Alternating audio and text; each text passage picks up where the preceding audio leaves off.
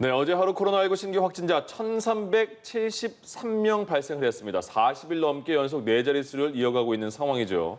자, 광복절 연휴에 검사 건수가 감소하면서 확진자는 다소 감소를 했습니다. 하지만 감염 재생산 지수를 비롯해서 주요 방역 지표가 전반적으로 악화되고 있는 상황입니다. 그리고 40, 50대 연령층의 위중증 환자도 증가하고 있어서 우려가 커지고 있습니다. 한편 정부는 집단 면역의 목표 접종률을 델타 변이 등을 감안해서 70% 이상 상향 조정할 예정인데요.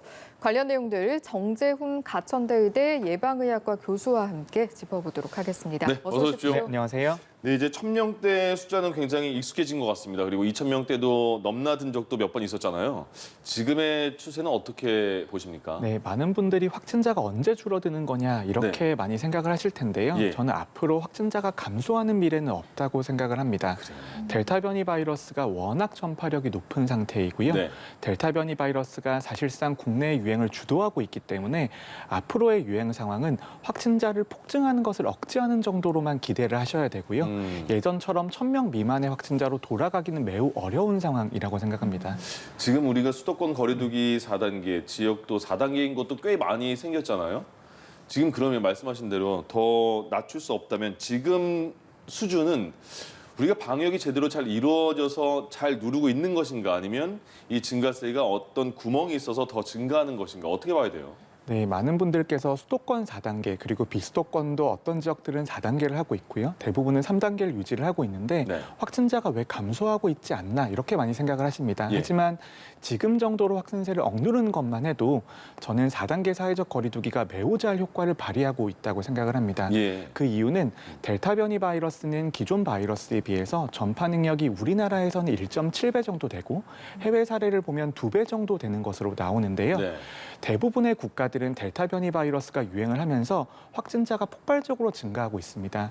하지만 우리나라 상황을 보면 일주일, 2주일 단위로 10에서 20% 정도의 확진자만 증가를 하고 있는데요. 예. 그것이 4단계 사회적 거리두기의 효과라고 볼 수 있고요.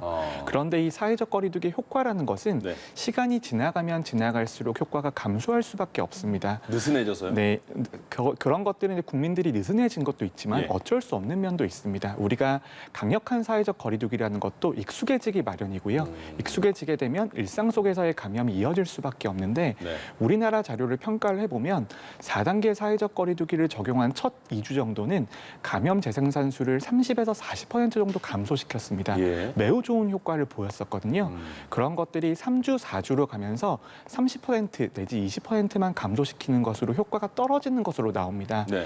그렇기 때문에 우리가 사회적 거리두기라고 하는 것은 시간을 끄는 의미가 있다라고 말씀을 드리는 것이고요. 그 시간을 끄는 사이에 백신의 접종률을 매우 높여야 되는 상황입니다만 예. 반대로 생각을 해보면 델타 변이의 전파 능력이 매우 높기 때문에 그 시간 동안 사실상 거의 100%에 가깝게 델타 변이가 차지하는 비율이 높아지게 됩니다. 예. 지금은 시간과의 싸움을 하고 있는 것이고요. 이 시간을 버는 사이에 접종률이 최대한 높아지는 게 가장 중요하겠습니다. 그럼 백신의 접종률을 최대한 높이기 전까지는 어느 정도 확진자가 조금씩 늘어난다는 거는 생각을 하고 있어야겠네요. 네, 확진자는 앞으로도 계속 증가할 것이고요. 예. 우리가 확진자가 앞으로도 증가하기 때문에 확진자의 집계에 대한 생각도 조금 바꿔야 되는 것이 아닌가 이제 이런 이야기들이 나오고 있는 것이죠. 예. 확진자가 빠르게 늘면서 상태가 위중하거나 또는 사망하는 상황도 잇따르고 있는데 특히 40, 50대 장년층을 중심으로 이런 사례가 늘고 있다고 합니다. 당분간은 이런 추세 역시 지속될까요? 네, 현재까지는 50대 미만에 대한 접종이 완료가 되지 않았기 때문에 중환자가 특히 50대를 중심으로 계속해서 늘어날 수 있고요. 그리고 확진자가 늘어나게 되면 중환자가 발생하는 비율은 고정이 되어 있습니다만 절대 숫자 자체가 늘어나기 때문에 환자의 숫자라는 측면에서 보면 앞으로도 계속해서 늘어날 수밖에 없습니다. 조금 더 우려가 되는 부분은 60대 이상 분들 중에서도 접종을 하지 않으신 분들이 있습니다. 그런 분들도 장기적인 관점에서 보면 감염이 되실 가능성이 높고 그럴 경우에는 50대보다 더 위험할 수도 있기 때문에 예. 중환자는 앞으로 늘어날 가능성이 높다라고 봐야 되고 예. 중환자가 이제 증가할 가능성에 대비해서 중환자 병상 확보라든지 의료 인력에 대한 여유 확보가 중요하겠습니다. 예. 병상 확보 이야기가 나와서 말인데 아무래도 확진자가 늘다 보면 병상에 대한 걱정이 좀 되는 것 같습니다. 일단 정부가 수도권 병상 확보를 위한 행정명령을 내린다고는 하는데 지금까지의 상황은 어떻습니까? 네, 중환자의 대부분은 우리가 민간 병상을 확보해서 진료를 하거나 아니면 공공병원을 통해서 진료를 하고 있습니다. 하지만 이런 행정명령이라고 하는 것은 상급 종합병원에 있는 중환자실의 일부를 이제 코로나19 환자용으로 좀 빼놓는 그런 개념인데요. 예. 중환자실 가보면 아시겠지만 우리나라의 중환자실이라고 하는 것은 1인실로 설계가 되어 있지 않습니다. 예. 대부분 20병상, 30병상이 하나로 있는 다인실 병상 구조거든요. 네. 만약 그러면 거기에 코로나19 환자를 진료하게 된다라면 다른 중환자들의 진료 공간이 사라지는 문제가 있기 때문에 행정명령을 낸다고만 해서 우리가 병상 확보를 다 할 수 있는 것은 아니고요. 장기적으로 코로나19를 진료할 수 있는 중환자실에 대한 투자가 선행이 되어야 되고 예. 그리고 우리가 3차 대유행이 끝나고 나서 확보해둔 병상이 있었습니다만 그 병상들을 다시 줄였었거든요. 그러니까 장기적으로 지속 가능한 병상의 확보 방안을 좀 마련할 필요가 있다라는 생각이 듭니다. 그리고 또 하나는 뭐냐 하면 벌써 코로나19가 1년 반 이상 지속이 되면서 네. 코로나19 중환자를 진료하는 의료진도 1년 반째 고생을 하고 있는 겁니다. 하지만 다른 중환자를 진료하는 것과 다르게 코로나19 중환자를 진료하시는 경우에는 훨씬 더 의료 자원의 소모가 크고 예. 인력들의 피로감이 높기 때문에 예. 이 인력들에 대한 보상 대책을 어떻게 마련을 하고 휴식 시간을 어떻게 마련해 줄 수 있냐가 예. 중요한 문제겠죠. 그 인력에 대한 보상 체계는 아직까지 잘 잡혀 있지 않나 봐요. 네, 우리나라에서 코로나19를 진료할 경우에는 예. 병원에 대해서는 충분한 보상이 제공이 되고 있습니다. 네. 하지만 이 병원의 보상을 의료 인력에게 환류하는 체계에 대해서는 아직까지는 모자란 상태이거든요. 병원의 수익이 늘어난다고 하더라도 예. 그 수익을 이제 의료진에게 돌려줄 수 있는 방안이 있어야 되는데 네. 오랫동안 병원에 근무하면서 코로나19에 종사하는 의료진에 대해서는 예. 우리가 보상 기전이 명확하지 않습니다. 여기에 대해서 우리가 장기적인 계획을 제시하지 않으면 다음 감염병 범유행이 왔을 때 누가 중환자를 진료하겠느냐라는 그런 문제가 있는 거죠. 2년 가까이 이 코로나 상황이 계속됐는데 그 부분 하나를 아직까지 잘 체계가 안 잡혀 있는 것도 안타까운 상황인 것 같습니다. 자, 정부가 11월 달에 전 국민의 70% 2차 접종까지 완료해서 집단 면역 완성시키겠다. 그런데 한 달 정도 앞당겨서 10월 달로 그 기준을 잡겠다. 그러나 70% 접종률을 좀 더 올려야 되겠다. 이렇게 말을 했어요. 집단 면역 그럼 가능한 겁니까? 네, 정부가 2월부터 제시했던 목표가 11월까지 전 국민 70% 접종을 완료를 해서 집단 면역을 달성을 하겠다 이런 계획을 발표를 했는데요. 네. 근데 이런 계획은 나올 때부터 전문가들이 약간 걱정하는 부분이 있었습니다. 예. 첫 번째는 11월까지 70%가 가능하겠느냐였는데 다행히 백신 수급 상황이 그래도 그때 어느 정도 서두르게 되면서 가능한 상황이 되었는데 예. 두 번째 우려는 과연 전 국민 70%라고 하는 것이 충분한 비율인가에 대한 문제가 있었습니다. 네. 역시 델타 변이가 등장을 하게 되면서 70%라는 비율은 아직까지 모자라다고 볼 수 있고요. 근데 이 비율을 정할 때 가장 중요한 것이 예. 기초 감염 재생산수라는 수치입니다. 기초 감염 재생산수. 네. 아무런 조치를 취하지 않았을 때 한 명의 확진자가 새로운 몇 명의 확진자를 만들어내는가 하는 수치인데 네. 이 수치 같은 경우에는 기존의 코로나 바이러스가 3에서 4 정도, 그러니까 3명에서 4명 정도의 새로운 확진자를 만들어낸다라고 알려져 있었습니다. 예. 그런데 델타 변이 바이러스가 등장을 하면서 델타 변이 바이러스는 최소한 5 이상이다라는 말이 나오고 있습니다. 네. 그렇게 되면 집단 면역 달성을 위해서 필요한 면역 수준이 전 국민의 80% 정도가 됩니다. 예. 최소한이요. 네. 그런데 80%라고 하는 것이 달성이 조금 어려운 이유가 첫 번째는 백신의 감염 예방 효과가 100%가 아닙니다. 효과가 100%가 아니기 때문에 80%에 딱 맞춰서 접종을 하게 되면 네. 80%에 모자랄 수밖에 없는 측면이 하나가 있고요. 예. 그리고 대부분의 국가들의 백신 접종률은 70%에서 75%에 도달하게 되면 예. 그때부터 그 위로 올라가기가 어렵게 됩니다. 그래서 모자란 부분은 감염이 되어서 면역을 획득한 사람들이 그 면역의 비율을 채우게 되는 것이죠. 그런데 우리나라는 상대적으로 지난 1년 반 동안 방역이 잘 되다 보니까 예. 감염되어서 면역을 획득한 사람의 비율이 높게 봐도 전 국민의 2%가 안 됩니다. 예. 그렇게 되면 감염되어서 면역을 획득한 사람, 접종률이 높다고 하더라도 접종한 사람들을 합쳐도 예. 집단 면역 수준에 도달하지 못할 가능성이 더 높게 되고요. 그렇기 때문에 70%에 도달한다고 하더라도 집단 면역이 달성되지 않을 것이 거의 확정시 되는 것이고요. 정부의 입장에서는 접종률은 더 높이면 높을수록 그래도 집단 면역에 가까이 갈 수 있지 않는가 이런 의견들이 나오고 있는 것이죠. 백신을 2차 접종까지 맞았는데 돌파 감염되는 사례도 있잖아요. 그거를 저희가 어떻게 받아들여야 돼요? 돌파 감염이라는 게 자연적으로 생길 수밖에 없는 거다 이렇게 편하게 받아들여야 되는 건지 아니면 백신 맞았는데 백신이 효과가 없나 이렇게 받아들여야 되는 건지. 네, 돌파 감염이라고 하는 것은 예. 백신의 효과가 100%가 아니기 때문에 당연히 예상이 되는 것이고요. 네. 과학적으로 설명이 가능한 것입니다. 하지만 우리가 백신의 예방 효과는 임상 시험에서 비교를 통해서 결정이 되는데 예. 상황에 따라서 감염 예방 효과가 더 떨어지는 경우들이 있습니다. 대표적으로 요양원이나 요양병원 같은 경우에는 면역력이 떨어지신 분들이 입원해 계시고요. 그다음에 한 번 확진자가 발생을 하게 되면 집단 생활을 하고 계시기 때문에 바이러스에 반복적으로 노출되실 수밖에 없죠. 예. 그런 상황에서는 감염 예방 효과가 더 감소할 수도 있고요. 그리고 대규모의 행사가 있을 경우에도 감염 예방 효과가 더 감소할 수 있습니다. 거기다가 확진자 자체가 늘어나게 되면 우리가 숫자로만 봤을 때는 돌파 감염 사례 수가 매우 늘어나는 것처럼 보일 수 있어서 네. 백신 접종하는 것이 효과가 없는 것이 아닌가 이런 생각들을 국민들에게 드릴 수 있는데요. 그럼에도 불구하고 비율로 봤을 때에는 2회 접종했을 때에는 델타 변이라고 하더라도 거의 70에서 80% 이상의 감염 예방 효과는 존재하고 있습니다. 예. 그러니까 그런 관점으로 돌파 감염을 바라보셔야 되고요. 돌파 감염을 막기 위해서라도 조금 더 백신 접종하셨다고 하더라도 사회적 거리두기라든지 마스크 쓰기 같은 것들은 지속적으로 유지를 하셔야 되는 것이죠. 예. 그리고 이 내용도 한번 짚어보도록 하겠습니다. 정부가 지난 5월 중순부터 2달여 동안 국민 1,200명을 대상으로 항체 보유율을 조사를 했다고 합니다. 항체 보유율 여전히 낮은 것으로 조사가 됐다고 하는데 이게 의미하는 바 저희가 어떻게 받아들이면 네, 될까요? 어제 나온 결과 같은 경우에는 4차 대유행이 시작되기 전에 나온 결과여서 3차 대유행까지의 결과를 반영하고 있다고 봐야 됩니다. 예. 그래도 전 국민 중에 항체를 보유하고 계신 분들이 0.3%에서 1% 미만으로 나오고 있습니다.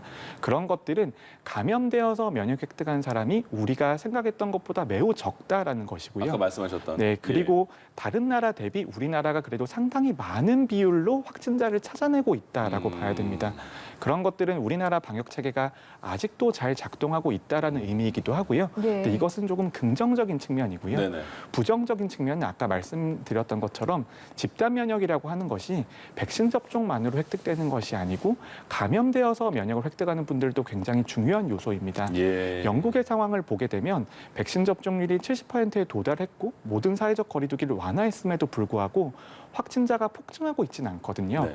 그것은 감염되어서 면역을 획득한 분들이 집단 면역에 기여하고 있기 때문입니다. 그래서 우리나라는 그런 효과를 기대하기가 좀 어렵기 때문에 예. 백신 접종률이 높아진다라고 하더라도 당분간 사회적 거리두기를 그대로 유지해야 된다라는 그런 의미이죠. 예.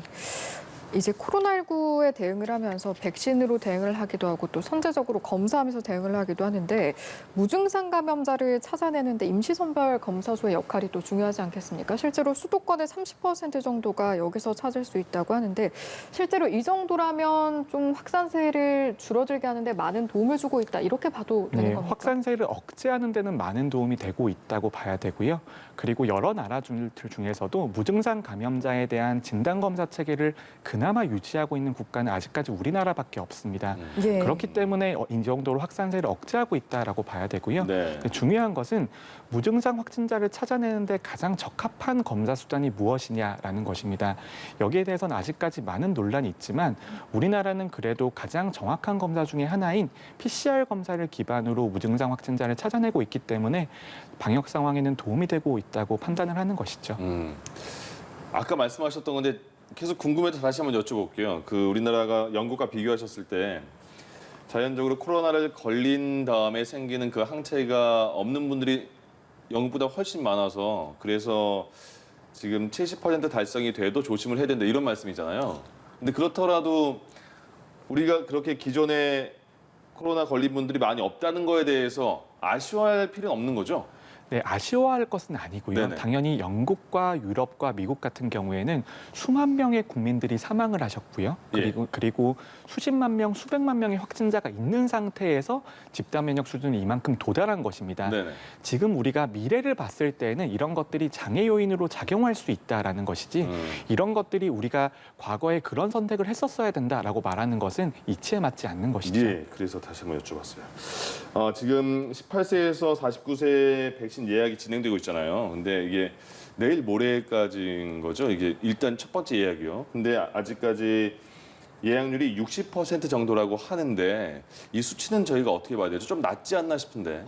저는 이제 많은 분들이 낮지 않냐 이렇게 말씀을 예. 많이 하시는데 저는 이 정도면은 기대했던 정도는 나온다고 생각을 합니다. 네. 그 이유는 첫 번째는 우리가 하루에 예약을 받아서 60%가 예약을 하신 거니까 예. 하루 예약치고는 어느 정도 수치가 나오고 있다라고 봐야 될 것 같고요. 그 날짜마다 하루씩 예약을 하는 네, 상황에서요. 지금 10부제를 하고 있기 때문에 네네. 우리가 그 예약 가능한 시간이 길지가 않습니다. 예. 그래서 하루에 이 정도 예약을 하셨으면은 저는 그래도 낮지 않은 수치라고 생각을 하고요. 네. 두 번째로는 50대 미만 같은 경우에는 50대 이상보다는 접종에 대한 동기가 적을 수밖에 없습니다. 예. 그런 문제가 있기 때문에 60%의 분들께서는 예약을 하셨지만 나머지 40%에 대해서는 전문가나 당국이 설득을 해야 되는 대상이라고 생각을 하는데요. 네. 50대 미만 같은 경우에는 백신 접종으로 얻을 수 있는 이익이 그 윗 연령대보다 상대적으로 적다고 생각하실 수가 있습니다. 예. 감염되어도 중환자나 사망자가 될 가능성이 매우 낮다고 생각하실 수도 있고요. 그리고 또 하나 문제는 백신 접종의 안전성에 있어서 아무래도 희귀혈전이라든지 심근염 같은 매우 드문 이상 반응이라고 하더라도 발생률이 낮은 연령대에서 더 높기 때문에 국민들께서도 마음속에 저울질을 하고 계신 거죠. 백신 접종을 했을 때 내가 얻을 수 있는 이익과 손해 같은 것들을 국민들이 마음속에서 저울질하고 계실 텐데 아직은 저울의 균형추가 한쪽으로 기울지 않았다라고 봐야 될 것 같고요. 예. 근데 그럼에도 불구하고 앞으로의 유행 상황이 더욱더 심각해질 경우에는 접종으로 얻을 수 있는 이익을 더 크게 생각하실 겁니다. 예. 그러니까 그런 것들을 우리가 지속적으로 알려드려야겠죠. 이런 건 어때요? 지금 그 전에 30대 얀센 맞으신 분도 미리 계시고, 그다음에 뭐 예전에 노쇼 백신 그리고 지금 뭐 잔여 백신 때문에 미리 맞으신 분도 계시잖아요. 저도 미리 맞았는데 그분까지 다 계산에 들어가면 60%는 조금 더 넘지 않을까 싶은데요. 네, 그런 분들까지 포함할 경우에는 예. 70%까지 올라갈 수 있다라는 이야기가 나오고 있습니다. 네. 하지만 70%라는 수치는 아까 말씀드렸던 것처럼 충분하지 못한 수치이고요. 가급적이면 80%, 90%, 100%에 가까이 가면 가까이 갈수록 우리의 미래가 더 밝아지는 것입니다. 그렇기 때문에 이제 접종하지 않으신 분들에 대해서도 예. 지속적으로 설득하려는 노력이 필요하죠. 이제는 지금까지 접종되고 있는 우리나라에서 그 백신에 대한 부작용 걱정은 많이 안 해도 되는 건가요? 네, 부작용에 대해서는 전문가들이 항상 설명드리는 부분이 있습니다. 예. 백신은 100% 효과가 있지도 않고요. 100% 안전한 것도 아닙니다. 네. 하지만 거의 100%에 가깝게 효과가 있는 것이고요. 거의 0%에 가깝게 안전하다 이렇게 생각을 하시면 될 것 같은데요. 전문가들이 백신 접종을 권고드리는 이유는 접종에 따르는 이익이 손해를 압도하기 때문입니다. 네. 그런데 50세 미만으로 가면 갈수록 당연히 압도하는 정도에는 차이가 있겠지만 여전히 백신 접종이 접종하지 않으시는 것보다는 훨씬 더 이익이시고요. 그리고 델타 변이가 등장을 하면서 이제는 저도 조금 자신감 있게 말씀드릴 수가 있는데 네. 지금은 세 종류의 분들만 존재할 겁니다. 백신 접종하고 감염이 안 되신 분들, 접종이 되고 돌파 감염이 있으신 분들, 그다음에 접종을 안 하셔서 곧 감염이 되실 분들 이렇게 세 종류의 사람만 존재할 가능성이 높거든요. 그렇게 되었을 때는 접종하지 않고 감염되는 것보다 백신 접종하시는 게 훨씬 더 이득이라고 말씀드릴 수 있습니다. 알겠습니다. 예. 그리고 이 내용도 한번 짚어보겠습니다. 네. 아스트라제네카 잔여 백신의 접종 연령 30세 이상으로 다시 하향이 되면서 좀 논란이 되기도 하고 그래도 되나 걱정하는 목소리도 있는 것 같습니다. 안정성에는 문제가 없는 겁니까? 네, 아스트라제네카 백신 접종 같은 경우에는 우리가 안전성은 거의 고정되어 있는 값입니다. 이미 접종 결과를 통해서 희귀혈전이 어느 정도 비율로 나오는지는 고정이 되어 있는 것인데 상황이 변화한 것은 유행 상황이 변한 것이죠. 네. 유행이 너무 심했기 때문에 백신 접종을 얻을 수 있는 이익이 커진 겁니다. 그렇기 때문에 이런 결정을 내렸는데요. 많은 분들이 고민을 하고 계실 텐데 제가 드릴 수 있는 조언은 2회차 접종 시기가 얼마만큼 빨라질 수 있냐를 네. 보시면 될 것 같습니다. 예. 네. 델타 변이 바이러스가 유행을 하고 있기 때문에 1회 백신 접종만으로는 감염 예방 효과가 완전하지 못할 수가 있고요. 그렇기 때문에 자녀 백신 접종하시는 것과 순서를 기다려서 접종하시는 것들의 2회 접종 시간이 얼마나 차이가 있냐를 보고 결정을 하시면 될 것 같은데 네. 저는 굳이 자녀 백신에 대해서 적극적으로 예약에 나서실 필요는 없다고 생각을 하고요. 예. 접종 일정에 따라서 접종을 하실 경우에는 2회 접종 일정은 큰 차이가 없을 수 있습니다. 아스트라제네카 백신은 지금 이렇게 그 남은 물량이 조금 있다고 하잖아요. 지금 찾기에도 찾아보기에도 많이 나오고 여분이 나오고요. 아스트라제네카는 뭐 11주, 12주다 2회 접종 기간이 그래서 꺼리시는 분이 많은데 뭐 8주 정도로 당길 수도 있다 이런 얘기도 나오던데요. 접종 간격, 특히 2회차 접종 간격을 당기려는 노력들은 지속이 되고 있고요. 예. 그리고 백신에 대해서는 1회 접종과 2회 접종 사이는 예. 사실상은 최소 접종 간격만 존재를 하는 겁니다. 네. 접종 간격이 너무 짧을 경우에는 백신의 효과성에 문제가 있을 수 있기 때문에 예. 최소 간격이 정해져 있는 것인데요. 그 최소 간격만 지켜지고 물량이 충분하다면 2, 3주 정도 당겨서 접종하는 것은 전혀 문제가 없습니다. 그렇군요. 요새 나오는 람다 변이 바이러스는 어떤 거예요? 네, 바이러스는 변이가 생존의 무기이기 때문에 네. 앞으로도 변이 바이러스가 지속적으로 등장하게 될 것입니다. 람다 변이 바이러스가 남미에서 유행을 하고 있는 것인데요. 만약 델타 변이 바이러스보다 더 전파력이 높다라고 한다면 델타 변이 바이러스를 밀어내고 우세종이 되겠죠. 하지만 그런 상황들이 많은 국가들에 나타나지 않는 걸 봐서는 예. 델타 변이 바이러스와 전파 능력은 거의 비슷하거나 조금 낮을 가능성이 있다고 봐야 될 것 같고요. 근데 문제는 백신의 효과가 많이 감소하는지, 만약에 백신의 효과가 많이 감소하게 된다면 접종률이 높아진 상태에서 국내에 유입됐을 때 확산될 가능성이 있습니다. 그래서 이런 변이 바이러스에 대한 모니터링과 유입 차단은 계속해서 진행이 되어야 되는데요. 예. 이런 변이 바이러스가 앞으로도 등장할 것이기 때문에 부스터 백신 접종에 대한 이야기가 나오고 있습니다. 그래서 한 번 정도 추가 접종을 하시게 되면 우리 몸이 가지고 있는 항체의 수준이 더 높아지기 때문에 예. 변이 바이러스에 대한 대응 능력도 어느 정도 생긴다고 봐야겠죠. 알겠습니다. 예, 오늘 말씀 여기까지 듣도록 하겠습니다. 지금까지 정재훈 가천대의대 예방의학과 교수와 이 시간 함께했습니다. 말씀 고맙습니다. 고맙습니다. 네, 감사합니다.